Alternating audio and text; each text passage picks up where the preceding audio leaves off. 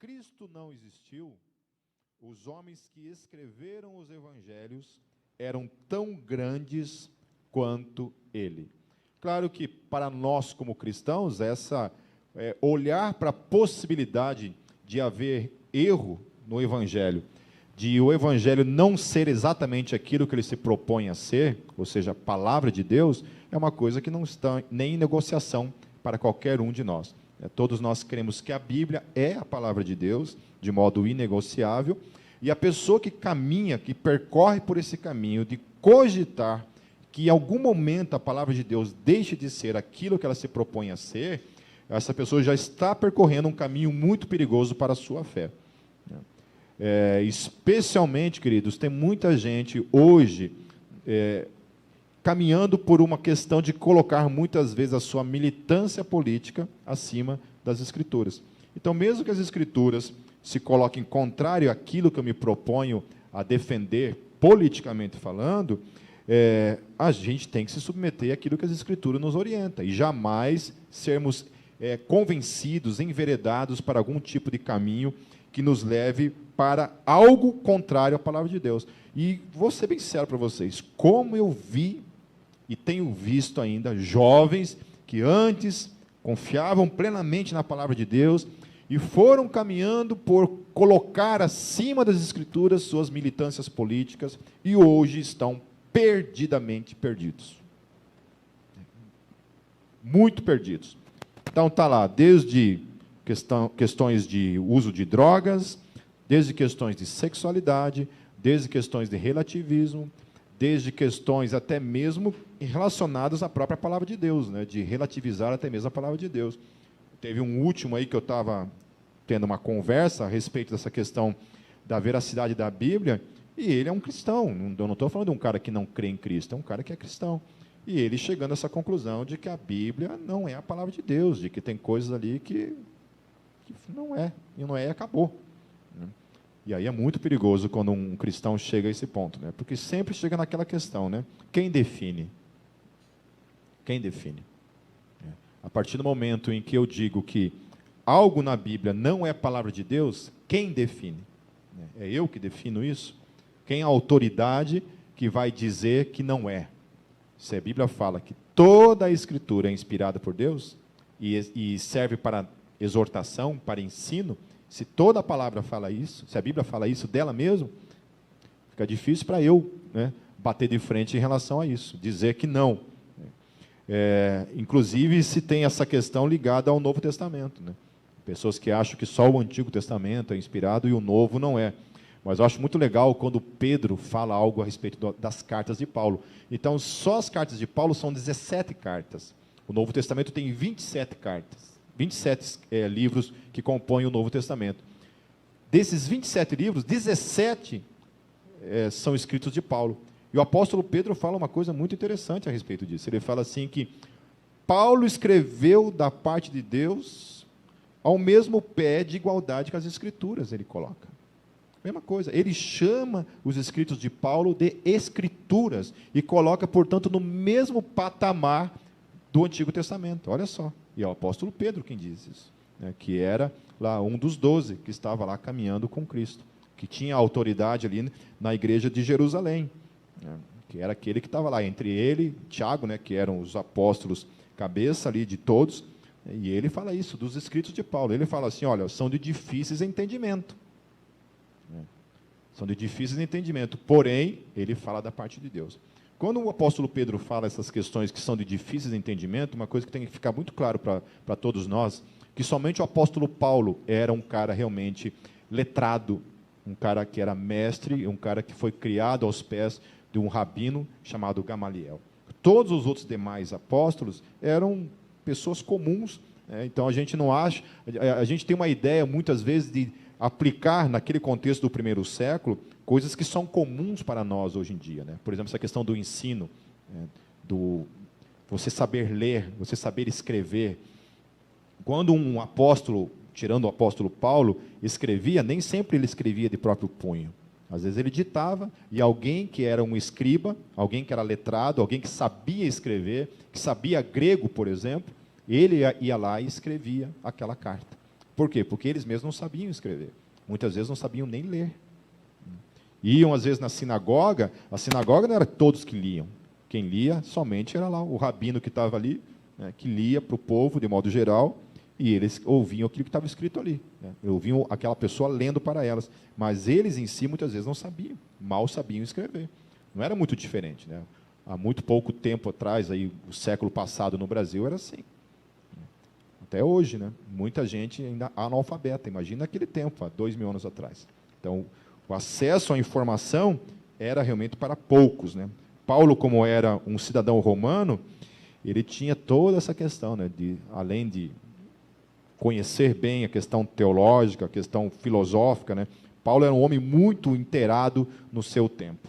Né? Ele era muito inteirado no seu tempo. Ele sabia exatamente a questão cultural em que ele estava inserido. Então, haviam lá os apóstolos trabalhando a questão da evangelização ali com a questão dos judeus, e vinha Paulo e outros que vieram juntamente com ele, que aí se propagavam a pregar o evangelho para com os gentios, ou seja, aqueles de fala grega. Por isso que o Novo Testamento, na sua grande totalidade, foi escrito em grego.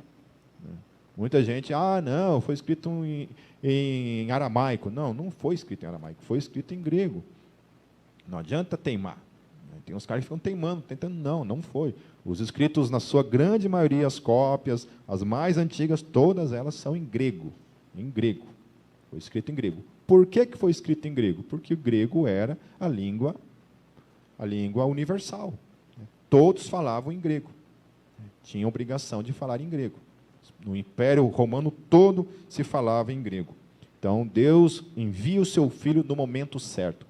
Se Deus envia Jesus lá no tempo de Israel, quando era Israel e Judá, por exemplo, ia ser uma dificuldade. O evangelho tinha morrido ali entre eles. Tinha ficado ali, entre os judeus. Acabou por ali. Quando Deus manda Jesus lá no Império Romano, por causa da Pax Romana, então todo o Império Romano, todas aquelas nações que faziam parte daquele império, falavam o grego. As estradas facilitavam isso, havia Pax Romana, então um evangelista podia caminhar por todo o império pregando o evangelho nas cidades, sem ter algum tipo de problema em relação a essa liberdade de pregar o evangelho, ainda que eles enfrentavam a resistência dos judeus para com eles, mas não dos gentios, para com os judeus. Ainda teve algumas ocasiões relacionadas aos judeus, mas aos gentios, mas foi muito pouco. Então é isso, o evangelho... a gente precisa entender isso, né? Não podemos negociar que o evangelho não vem da parte de Deus. Então, conhecer Jesus Cristo, queridos, pessoalmente como Senhor e Salvador, é o maior privilégio e é a maior aventura que o ser humano pode experimentar na sua vida. Amém? Nada na minha vida, na tua vida, pode substituir essa poderosa e maravilhosa experiência. Hoje compartilharam para mim um vídeo de uma igreja que eu não conhecia, uma igreja também com trabalho underground, assim como com essa proposta que a Gólgota iniciou, chamada Sarcófago, a igreja. Uma igreja chamada Sarcófago. E o louvor lá, vocês acham que o louvor da Gólgota é true? Vocês não têm ideia do como é que é o louvor dessa igreja. Depois eu até mando um vídeo para vocês lá. O negócio lá é mais metal extremo, né? Death metal lá e black metal. Negócio barulhento, cara. Mas daí era uma entrevista, né, da igreja tal, e pedindo a opinião dos vizinhos, o que os vizinhos achavam dessa igreja, né? E eu achei bem interessante, assim, porque aí tinha as senhorinhas, assim, né, que pelo barulho, não gostavam do barulho, mas gostavam da palavra que era ensinada, da pregação e tudo mais, né? E essa é uma questão interessante. Aí entrevistaram um pastor da Assembleia de Deus, e o pastor da Assembleia de Deus, olha, muito legal, né? Todos os ritmos são para adorar a Deus, né? Se vidas estão sendo salvas, é o que interessa. E aí foram entrevistar uma mãe de santo. E a mãe de santo estava escandalizada. Daí eu pensei, olha só, primeira igreja na história que eu vejo que o diabo se escandalizou com ela. A gente sabe que os crentes se escandalizavam com a gente, né? Mas ela não, a primeira igreja que eu vi que o próprio Satanás ficou cara, é demais. Nem eu estou escandalizado com essa igreja. E aí foi bem interessante, depois vocês dão uma olhada lá, chama-se Sarcófago, Ministério Underground, coloca no YouTube lá, vocês podem achar. Mas o que é interessante é isso, né? Por que eu citei essa igreja? Porque os membros ali falando, eles testemunhando, né, uma das meninas ali falando que Jesus mudou a minha vida. Jesus mudou a minha vida. Ele é o Senhor da nossa vida. Nós o amamos. Ele mudou a nossa vida. Antes nós éramos um bando de gente se drogando, um bando de gente caída, bêbada, nos finais de semana, e agora não, nós temos vida em Cristo Jesus. Conhecer Jesus é literalmente conhecer o próprio Deus. Nenhuma outra religião jamais propôs uma relação pessoal com o Deus a qual ela propaga. Nenhuma religião sobre a face da terra propaga uma relação pessoal com o Deus a qual ela propaga. Nenhuma, absolutamente nenhuma. Você nunca vai ver, por exemplo, um nórdico dizer assim que Thor vive nele, que Odin vive nele, que ele tem uma relação, que ele escuta o seu Deus falar com ele, agir por meio dele, operar milagres por meio dele. Você nunca vai ver isso em nenhuma outra religião da face da terra. Então, somente na fé cristã há uma relação íntima de amor entre o ser humano e o Deus pessoal. Então você tem lá os gregos, tem Zeus, Poseidon, Hades, Ares. Interessante esse Deus chamado Hades, que ele é o Deus do mundo inferior, ou seja, aquilo que na nossa língua latina seria o inferno. O inferno vem do latim, mas Hades vem do grego, dos deuses gregos. Então, é a palavra que a Bíblia utiliza para se referir ao mundo dos mortos. Então, a Bíblia utiliza o nome desse Deus, que também era, na cultura grega, era o lugar de habitação dos mortos, para a gente falar unicamente desse lugar que seria o inferno. Ok? Entre os romanos, vai ter Júpiter, Netuno, Diana, Baco. Entre os nórdicos, Odin, Thor, Hel. Interessante essa palavra Hel, que é da onde vem a palavra saxônica inferno, né? Hel em inglês, que é da onde vem esse mesmo Deus, que também é o Deus do inferno, na linguagem, então, nórdica. Na cultura hindu, você vai ter Shiva, Brahma, Vishnu, Krishna. Na cultura egípcia, você vai ter Amon-Ra, Tot, Osíris, Ísis. E aí eu fui dar uma olhada na cultura Tupi-Guarani, né, que são os povos que habitavam aqui, que habitam a América do Sul. Você vai ter lá, nossa, isso aqui hoje vai ter que colocar, deixa eu colocar o óculos aqui. Agora já é embaralhado o nome, agora embaralhou mais ainda. Nanderuvuçu é o Deus criador na língua tupi-guarani. Daí tem Tupã, tem Guaraci, Jaci, Rudá. Nenhum desses deuses, nenhum deles em absoluto é um Deus pessoal. Todos eles representam lá o Deus do trovão, o Deus do mar, o Deus do inferno, o Deus do ar, o Deus da água e tudo mais. E nenhum deles é um Deus pessoal. Não é interessante isso? Que a única cosmovisão que propõe um Deus pessoal é a cosmovisão cristã. Então, nenhum desses supostos deuses vivem dentro do homem, tendo uma relação viva, real, simbiótica. É interessante isso no cristianismo, né? Que é uma simbiose aquilo que a fé cristã propõe.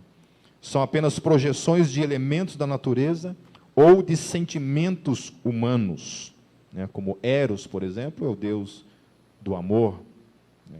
Mais ligado à relação de um homem para com outro homem do que a relação de um homem para com uma mulher. Então, somente o Deus da fé cristã é um Deus verdadeiramente pessoal e que se revelou de modo pessoal.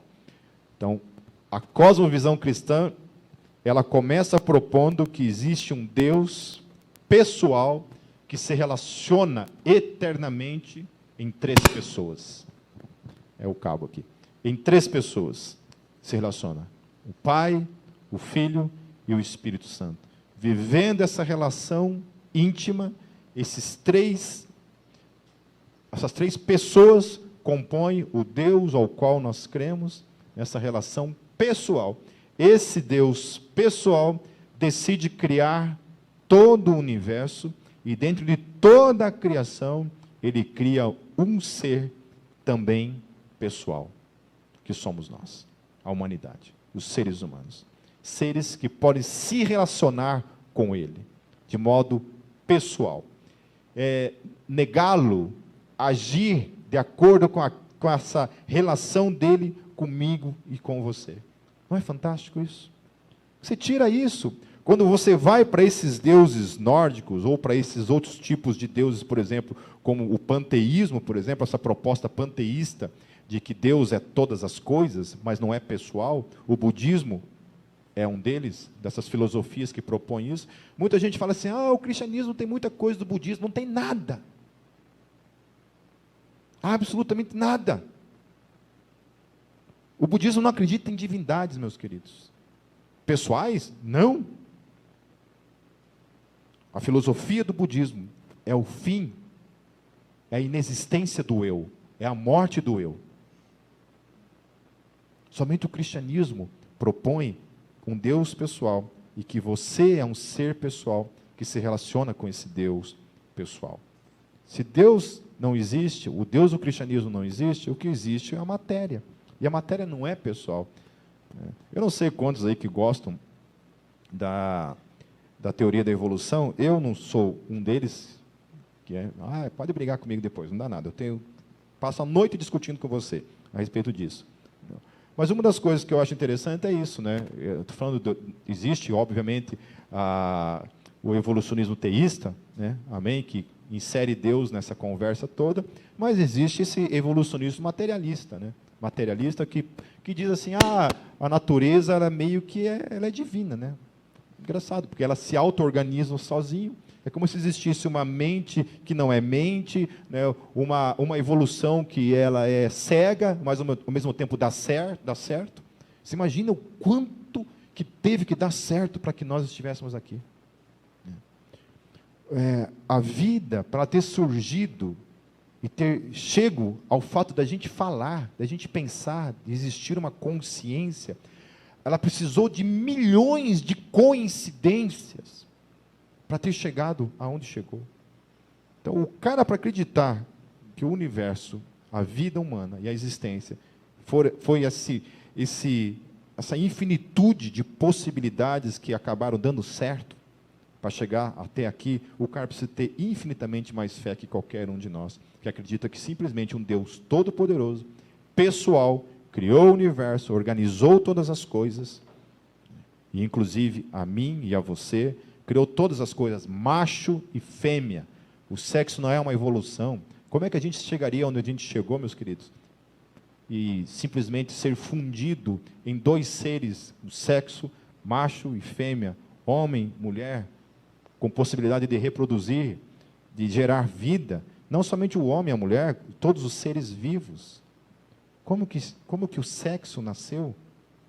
Como é que nasceu isso? Então você precisa de muitas impossibilidades terem dado certo para chegar aonde a gente chegou.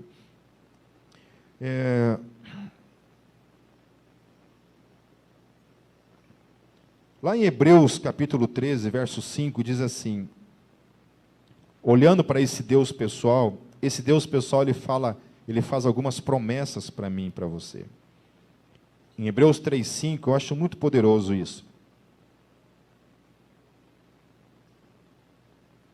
Porque ele fala assim, de maneira alguma te deixarei, nunca, jamais te abandonarei. Então, é um Deus que entra na nossa vida e ele dá uma promessa clara para mim e para você. Olha, eu nunca vou te abandonar. Não importa pelo que você passe na sua vida, eu nunca, jamais vou abandonar você. É uma promessa do próprio Deus em Cristo Jesus para mim e para você. Isso não é confortante? Você já pensou se nós tivéssemos um Deus que nos abandona? Um Deus que fica irado com a gente e dá as costas para a gente? Eu estava vendo um testemunho do do Rodrigo Silva, um arqueólogo, e ele falando de uma experiência dele de quase suicídio. E ele falando que o que levou ele ao suicídio não era a crença, a falta de crença em Deus, a falta de crer em Deus, de crer na salvação em Cristo Jesus, alguma coisa nesse aspecto. Mas o que levou ele a querer o suicídio foi a sensação, o sentimento de abandono de Deus na vida dele. Ele sentia que Deus o havia abandonado. Quantas vezes você sentiu isso? Quantas vezes eu senti isso? Que Deus tinha me abandonado. Um pensamento que vem absolutamente contrário a isso que a palavra ensina para mim e para você, porque esse é o Deus que a gente confessa, meus queridos. Não é o Deus que a gente sente, é o Deus que se revelou por meio de palavras, por meio da sua palavra, de sua promessa para mim, para a tua vida, de que Ele jamais iria nos abandonar. Então, quando a gente passa por essas sensações, esses pensamentos na nossa vida, e a gente acredita nesses pensamentos, a gente está deixando de acreditar naquilo que a palavra nos ensina, o que a palavra nos promete, de que Ele jamais vai te abandonar. Mesmo naqueles momentos temerosos, de doença, de medo extremo, a Bíblia fala, Jesus falou, de a maneira alguma te deixarei, nunca, jamais te abandonarei. Lá em Mateus 28, 20, ele fala assim, estou convosco todos os dias até a consumação dos séculos. Quem crê nisso? Que Jesus está com você o tempo todo. E é o tempo todo mesmo. É todo momento. Não é somente um momento, mas em todo momento Jesus está presente. E essa presença dele em nós, não é do lado, não é na frente, não é ao derredor, mas é em nós, é tão real que o apóstolo Paulo ele pôde dizer, lá em Gálatas 2:20, ele diz assim, já estou crucificado com Cristo, e vivo, não mais eu, mas Cristo vive em mim, e a vida que agora vivo na carne, vivo-a pela fé no Filho de Deus, o qual me amou e se entregou por mim. Quem está crucificado com Cristo? Amém? Se você não está crucificado com Cristo, então, continua vivo, em pecado, separado da glória de Deus. Para estar em Cristo, nós precisamos morrer em Cristo, ser crucificado com Cristo, ressuscitar com Cristo, para que Cristo sopre do seu Espírito dentro de mim, de você, possa habitar em mim e a gente possa dizer. E esse Cristo vive em mim não é um estado em que a gente alcança por meio do não tropeçar, do não errar, do não pecar, não é isso. Não importa o que você faça. Não importa esse monte de burrada que eu e você fazemos no nosso dia a dia. Não é isso. Aqui é, Cristo vive em mim, independente daquilo que eu e você fazemos. Que se de fato nós fomos crucificados com Cristo, essa morte é uma única vez. É uma passagem, é um trampolim. Eu estava aqui, morto nos meus pecados e delitos, afastados da glória de Deus, eu morro em Cristo Jesus, eu ressuscito em Cristo Jesus, no reino do Filho do seu amor, eu recebo o Espírito Santo na minha vida, que é o penhor da minha herança, é o penhor da minha herança na minha vida, e aí então Cristo vive em mim. Todos os dias Ele vive em mim. Todos os dias Ele vive em mim. Daí Gálatas 5:22, pelo fato dele viver em mim, olha o que acontece, a transformação. Mas o fruto do Espírito, de que Espírito? Esse que veio habitar em mim. Ele gera algo em minha vida. Ele gera um fruto na minha vida. E a Bíblia fala então, que o fruto dessa habitação de Jesus em mim, esse ser que vem viver em mim, ele gera em mim amor, Eu passo a amar as pessoas verdadeiramente, esse amor em Cristo Jesus. Alegria, Ele traz alegria para a minha vida, por isso salva uma doença como a depressão, e salva os momentos em que você está passando por uma crise. A Bíblia fala, alegrai-vos sempre no Senhor. Alegrai-vos. Todos os dias você vai estar rindo? Não. Mas a alegria é um fruto do Espírito Santo na minha e na tua vida. Ele fala paz, que é um outro fruto, que é parte desse pacote. Ele fala paz. Nós precisamos ter paz dentro da gente. Como é que é isso dentro de você? Quando você está só você, como é que está aqui dentro? Isso aqui está em paz? É como aquele mar que está descansado assim? Ou isso aqui sempre é aquele maremoto, aquele turbilhão, aquela ventania, aquele negócio está sempre inquieto, a mente não consegue descansar, vai dormir, a mente está acelerada, que os problemas vêm, atormentam, te roubam o sono, você não consegue descansar, as frustrações te destroem, as preocupações te roubam.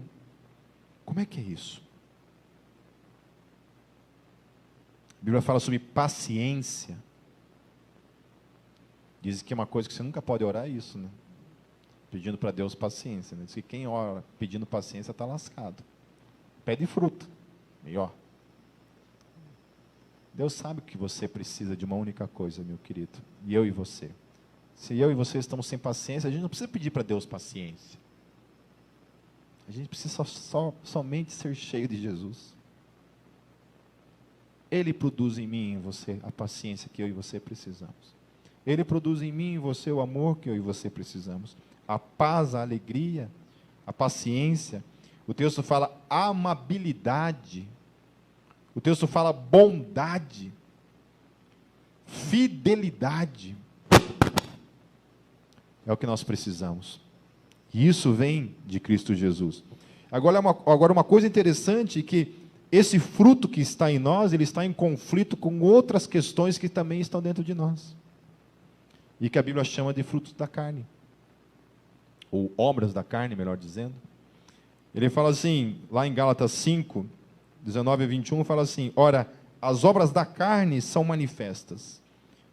Imoralidade sexual, impureza e libertinagem, idolatria, feitiçaria, ódio, que é o contrário de você ter amor, ódio, discórdia, ciúmes, ira, egoísmo, dissensões, facções e inveja, embriaguez, orgias e coisas semelhantes a esta.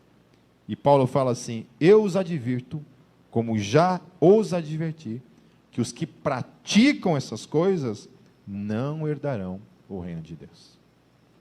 Por que Paulo está falando isso? Porque essas coisas estão dentro de nós. Essas obras da carne estão ali. E a gente precisa lutar contra isso. E como é que você luta contra isso? Como que essas coisas são vencidas em mim e em você? Quando nós estamos cheios de Deus. Quando a vida em Cristo, para mim e para você, é a prioridade. E Ele passa a habitar em mim e manifestar na minha e na tua vida. O fruto do Espírito. Quando a minha vida como crente está mais na carne do que no Espírito, tem alguma coisa errada. Das duas, uma. Ou essa conversa de novo nascimento nunca aconteceu na minha vida e na tua vida, ou a minha vida com Deus está com algum problema. Está com algum problema. Não é normal, meus queridos, um crente, um cristão que vive na prática do pecado. Vive, praticamente, não consegue viver fora disso. No seu dia a dia, todos os dias, não consegue se arrepender, não consegue sentir o peso do pecado na sua vida. Não é normal isso, porque aqueles que têm a presença e o fruto do Espírito, essas coisas geram na vida dele uma busca por santificação todos os dias.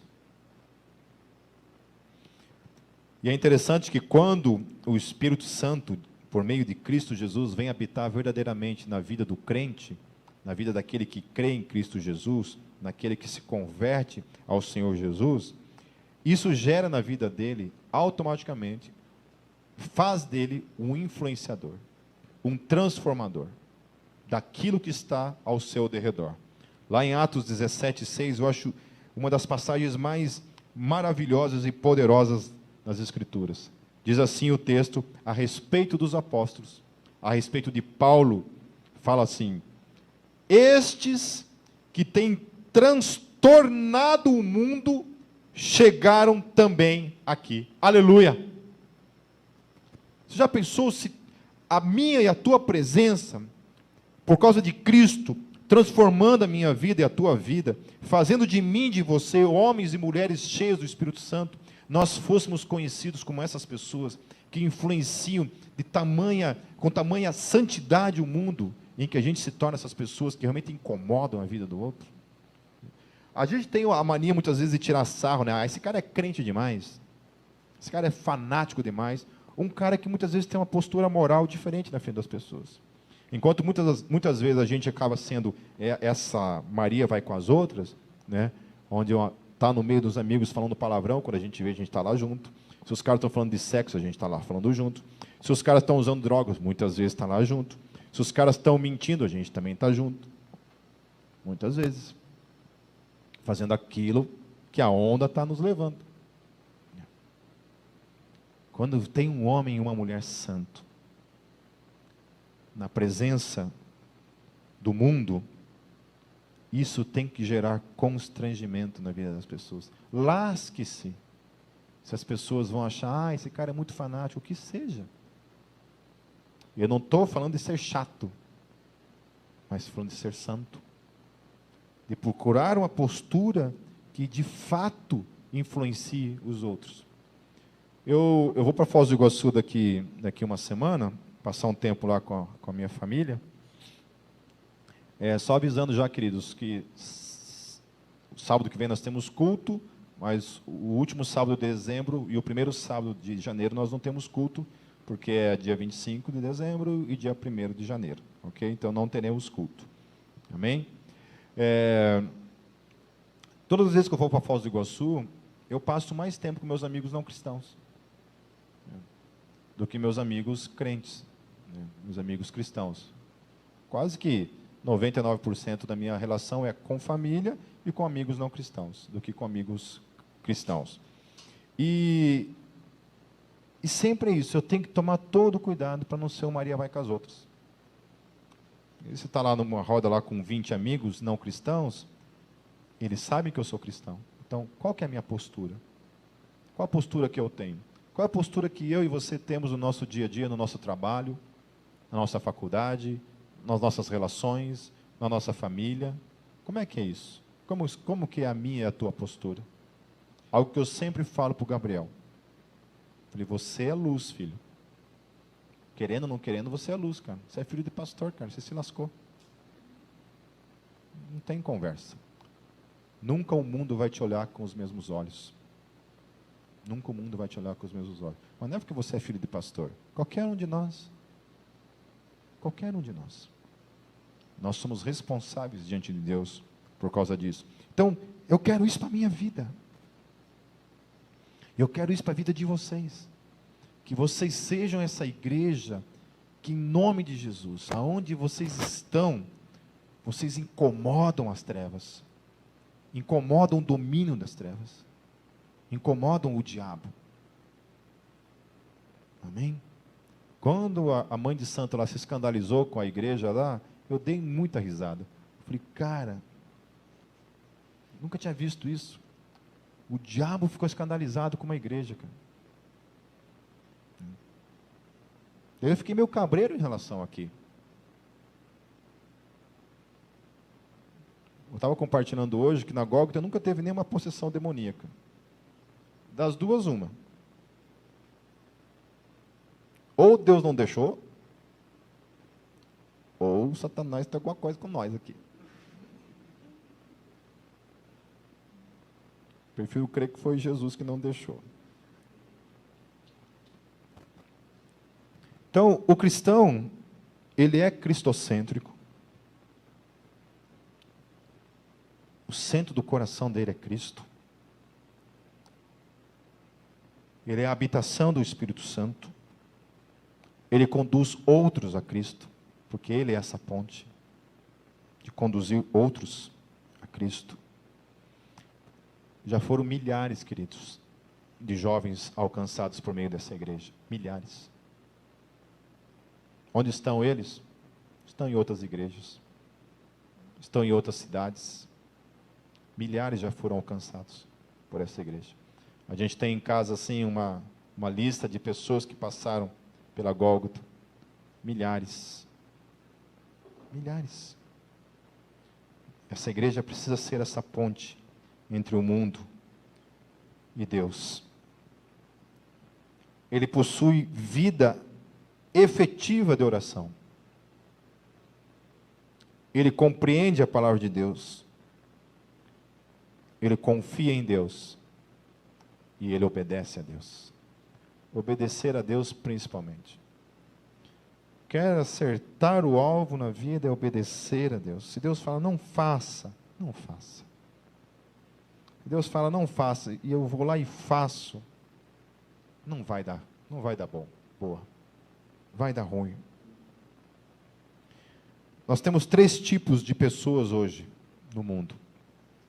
O homem natural, aquele que é controlado pelo centro do seu umbigo, do seu ego, do seu coração, somente pensando nele, tudo gira em torno de satisfazer os desejos do seu coração.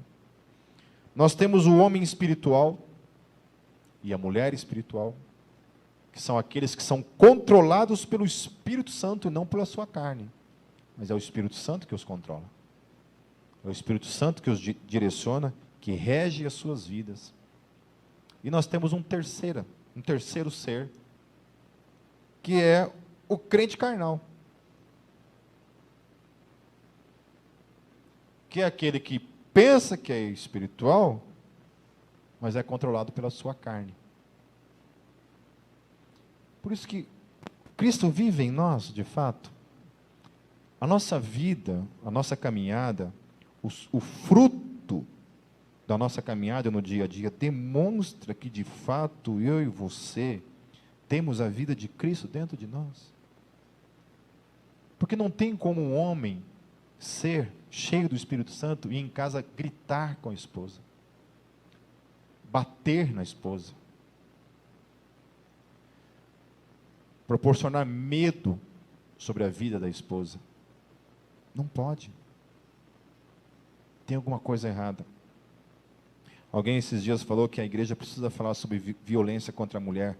E olha, eu já falei muitas vezes a respeito disso, eu já fiz até declarações assim, que eu sou meio faca na caveira em algumas declarações, talvez sejam exageradas de alguma forma ou não, mas eu tenho um pensamento acerca de homem que bate em mulher.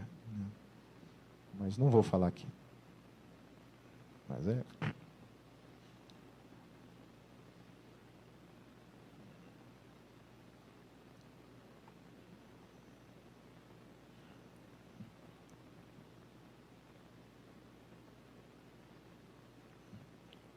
os meus pecados, por isso que a consciência de que Jesus habita em mim, deve me levar à avaliação da minha conduta, da minha vida, dessa obra da carne que está ali manifestando no dia a dia. Eu preciso, meu querido, encontrar graça em Deus para perceber essas coisas em mim. Quem não percebe essas coisas, olha, se desespere. Se desespere. Se o pecado não tem nenhum peso, porque o homem e a mulher, que é nascida de novo, que é espiritual, ele reconhece que os seus pecados são, primeiramente, uma ofensa a Deus. Uma ofensa a Deus. Eu tenho que ter essa percepção na minha vida, que aquilo que eu faço de errado é uma ofensa, primeiramente, a Deus. Segunda coisa que eu tenho que ter a consciência, que uma vez que eu confesso isso para Deus, o meu pecado, eu tenho que ter a consciência e me apossar do perdão de Deus na minha vida. Ou seja, não dar continuidade à questão absurda de pensar que se eu já pedir perdão, Deus não me perdoa, e eu tenho que permanecer sofrendo por causa daquele pecado, no sentido de que achar de que Deus não me perdoou. Por mais que muitas vezes o meu pecado leva a consequências de muitas vezes carregar a dor daquilo por muito tempo. Uma mulher que comete aborto, por exemplo, né?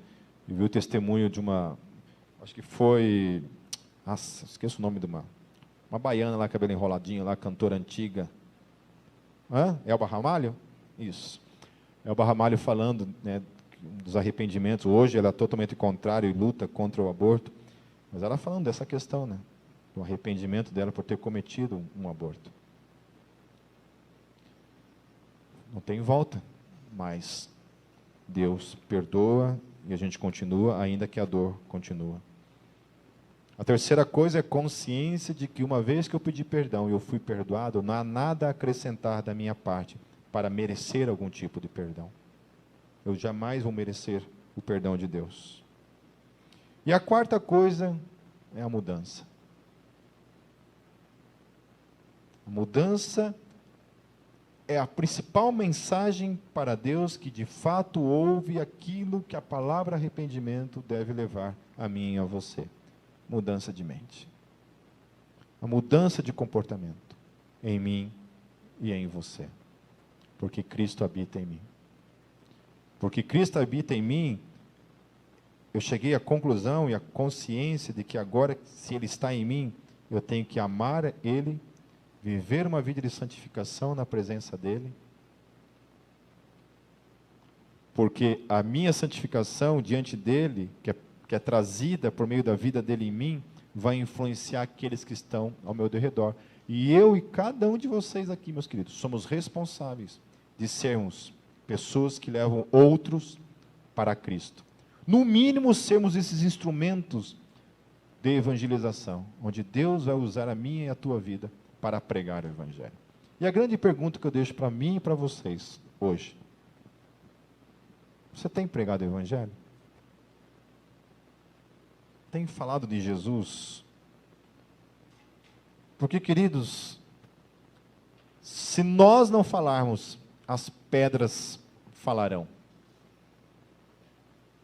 Eu postei um texto ontem, né, um vídeo de uns... Eu nem sabia quem eram os caras, não conheço os caras. Depois falaram que são uns youtubers que ensinam você a ser rico. Depois, se você quiser aprender a ser rico, vai lá e assista o canal dos caras lá. Eu sou capaz de ser... Eu sou tão ruim para essas coisas, eu sou capaz de ficar mais pobre do que eu já sou ainda. Comigo dá tudo ao contrário. Mas eu acho interessante isso, o fato de Deus estar, assim, aquele podcast lá do Flow, por exemplo, quase que semanalmente, cara, Deus é mencionado.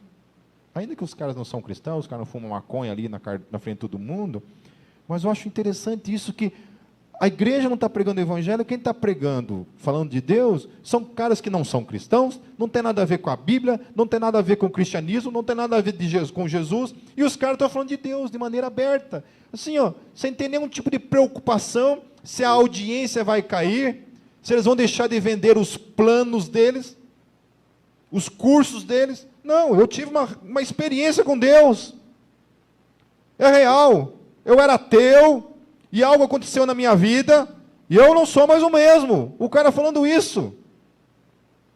Não tem medo. Você não acredita em Deus? Beleza. Mas é a minha experiência, ninguém pode me roubar isso. E nós estamos de bico calado. Temos medo de pregar o Evangelho. Cristo vive em nós, queridos. Ele é real.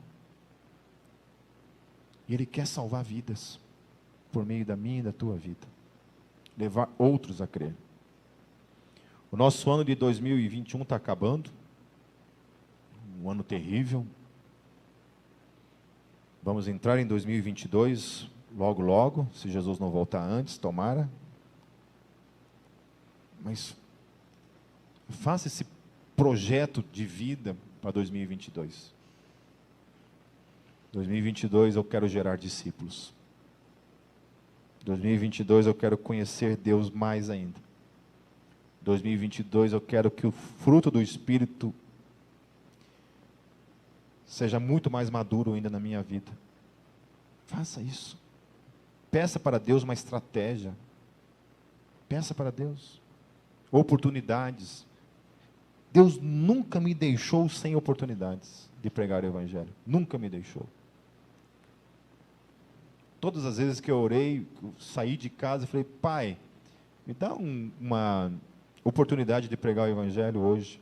Ele me deu. Às vezes em que eu saía com o pastor Edson Barbosa, às vezes lá em São Bento do Sul mesmo, cara, era muito interessante. Esse velhinho é uma benção. Para quem não sabe, o pastor Edson Barbosa é o meu pastor, é o cara a quem eu presto contas da minha vida, que me discipula. A gente ia lá numa loja de imóveis, ele chegava, Deus te abençoe, Deus te ama, e o velhinho falava de Jesus. Ele saía de lá, ia no supermercado, chegava no caixa, ele falava de Jesus para o caixa. Gente, ia qualquer lugar que estava, aquele velhinho ia falando de Jesus, assim, daquele jeito, assim, sabe, sem pedir licença, queridos. E ele ia cativando as pessoas com isso, sabe, falando com educação, obviamente, não chegava lá dando dedo na cara das pessoas, condenando as pessoas para o fogo do inferno, mas chegava falando do jeito dele, pregando o Evangelho e semeando a semente do Evangelho. Ele está comigo e com você. Amém? Quem crê nisso, mais uma vez. E se Ele habita em você, queridos, Ele quer se revelar ao mundo por meio da tua e da tua vida. E uma das formas dele se revelar ao mundo é por meio da pregação do Evangelho e por meio de uma busca de santificação na minha e na tua vida. Vamos fechar nossos olhos.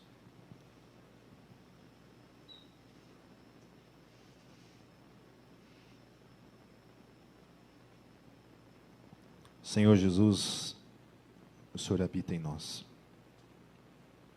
Nós cremos mesmo na Tua promessa, Senhor, na promessa da Tua palavra que diz que o Senhor estaria conosco todos os dias, 24 horas por dia, 365 dias por ano, Senhor, até a consumação do século. Em todo o nosso respirar, em cada batida do nosso coração, Senhor, o Senhor estará presente em cada um de nós. Essa é a Tua promessa, Senhor. Por isso, afasta da nossa mente, Senhor, todo o pensamento do diabo que tenta imprimir em nós, enganar a nossa mente, fazendo-nos sentir como se abandonados. Senhor, não há possibilidade alguma do Senhor nos abandonar, porque o Senhor nos ama e habita em nós, Senhor. Espírito Santo, o Teu fruto está em nós, e nós te pedimos perdão, Espírito Santo, porque muitas e muitas vezes, Senhor, nós vivemos a praxis da carne na nossa vida, nos entregando, Senhor, para coisas que são contrárias à Tua presença em nós. Espírito Santo, imprime em nós a Tua santificação, Senhor. Santifica-nos, Senhor, para que a gente também seja essa geração, Senhor, que inquieta o mundo, aonde aqueles que não são Teus, Pai, se sintam mesmo incomodados pela santidade que habita em nossas vidas, por meio do Teu Espírito, Senhor. Deus, e gere em nós, Senhor Jesus, um coração quebrantado, arrependido, que busca realmente transformação real e verdadeira em nossas vidas, Senhor. Use-nos, Senhor. Pai, que ainda esse ano, Deus, e o ano que vem, Senhor, cada um de nós, Pai, possamos ter, Senhor Jesus, uma vida cheia de frutos, que gere frutos, Pai. Que nós possamos levar muitos aos Teus pés, Senhor Jesus. Sermos esses instrumentos da revelação do Teu Evangelho, Pai, em cada coração. Em Teu nome, Jesus, eu oro. Amém.